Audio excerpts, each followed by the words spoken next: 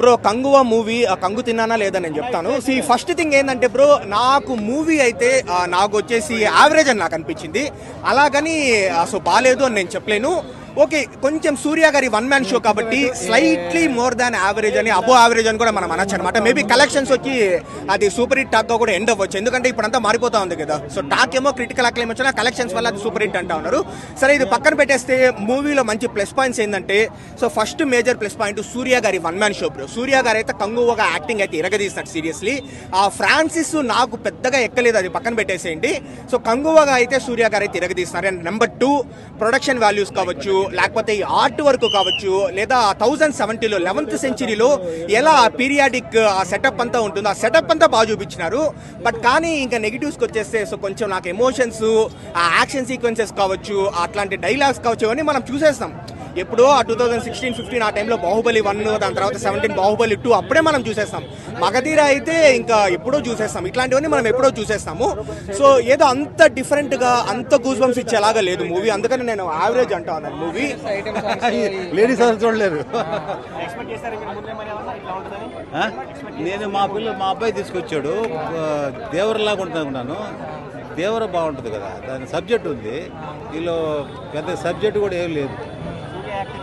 సూర్య acting బాగా చేశాడు, villain బాగుంది. వాడు బాబీ దయాల్ది బాగుంది, యాక్టింగ్ అందరిది బాగుంది. కానీ లేడీస్ నచ్చదు.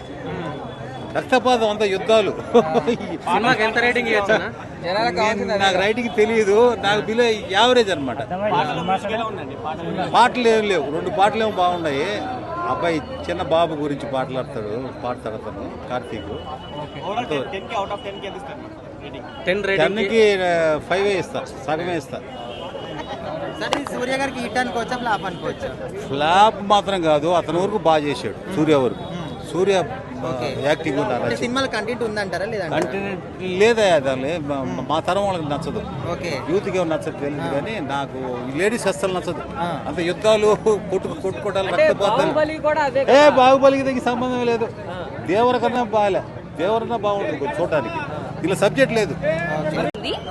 కానీ స్టోరీ పరంగా not that great, not outdated, different స్టోరీయే.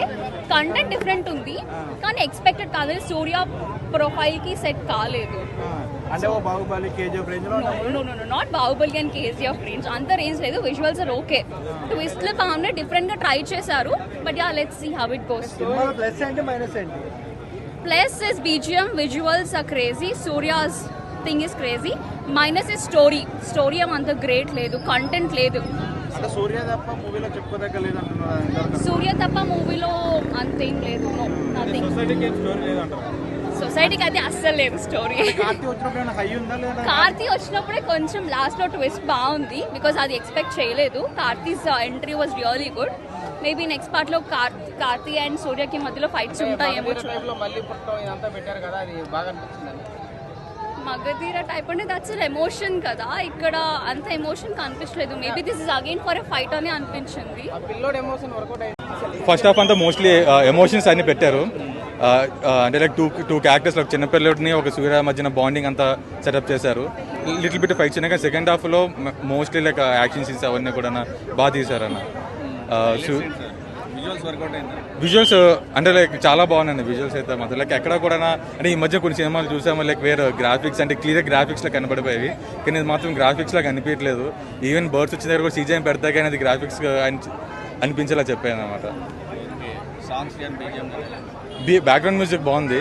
Songs అంటే లైక్ వినడానికి బాగుంది, కానీ లైక్ ఐ ఫీల్ దట్ ఆ సాంగ్స్ లేకపోయినా పర్లేదు అని చెప్పేసి. అంటే హీరోయిన్స్ రీచ్ అవుతుంది అంటారు ఆడియన్స్ లైక్ అంటే only fight scenes, action scene అనుకుంటే మాత్రం రీచ్ అవ్వదు.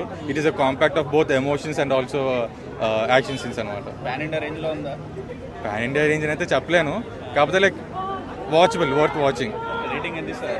3.8 అన్న. ఒక చిన్న పోరాని క్యారెక్టర్ ఉంటుంది కాక, సినిమా త్రూ అవుట్ ఉంటుంది, ఫుల్గా మస్త్ అనిపించేస్తుంది. BGM బాగుంది. DSP అయినా ఎర్రగా తీసి వదిలిపెట్టేశాడు. 1070 అండ్ 2024 2 రకాల అంటే 2 జనరేషన్లు చూపిస్తారు అనమాట. మస్తు అనిపిస్తుంది. టోటల్గా ఇది అడవి ప్రాంతానికి సంబంధించి, అడవి జాతులకు సంబంధించింది కాదు. ఒక 4-5 కోణాలు చూపిస్తారు. ఆ కోణాలలో ఎవరు ఉంటారు, వాళ్ళ బతుకు జీవన విధానం ఎలా ఉంటుంది, వాళ్ళని ఎవరు దోసుకుంటున్నారని కొన్ని సన్నివేశాలు చూపిస్తారు.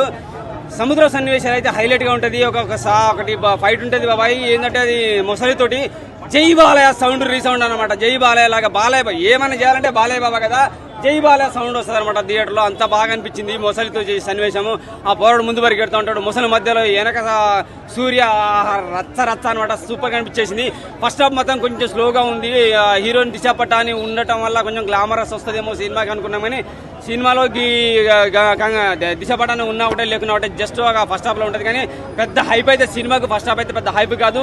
అలాగే శివయ్య ఏం తీసినావు కాక, చంద్రవంక అన్నావు, ఫుల్ మూన్ చూపించావు. చంద్రవంక అంటే సగం ఉంటుంది, ఆడ ఫుల్ సందమాగా చూపించిన ఒక లేడీ చెప్తుంది కదా చంద్రవంక మనకి ఎలుగునిస్తుంది అనేదో, ఆడ ఫుల్ మూన్ కనపడుతున్నది ఎందుకు మరి? ఏం చేస్తున్నావు? ఇంత పెద్ద సినిమా తీసుకొని 500 కోట్లతోటి ఓ బాహుబలి లాంటి సన్నివేశాలు కనపడుతున్నాయి, బాహుబలి లాంటి డైలాగులు కనపడుతున్నాయి. నాతో వచ్చేదెవరు, నాతో సచ్చేదెవరు అన్నట్టుగా ఏంది కాపీ కొడుతున్నావా ఏంది అనిపిస్తుంది ఒక్కొక్కసారి. కానీ సినిమా మాత్రం సూపర్గా ఉన్నది.